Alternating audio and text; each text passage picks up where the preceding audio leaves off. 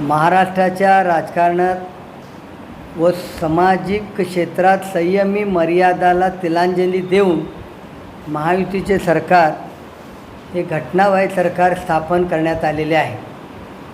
स्वार्थी आणि लाचार मानसिकतेतून महाराष्ट्राच्या जनतेवर लाभलेले हे महायुतीचे सरकार आहे.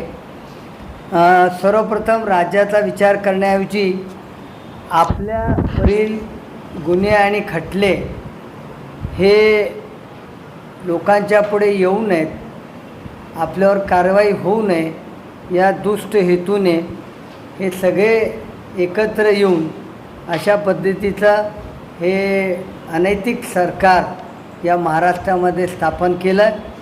आणि म्हणून या महाराष्ट्राच्या सरकारमध्ये गेली सव्वा दोन वर्ष जे काही कारभार झालेला आहे ते सर्व जनताविरोधी आहे.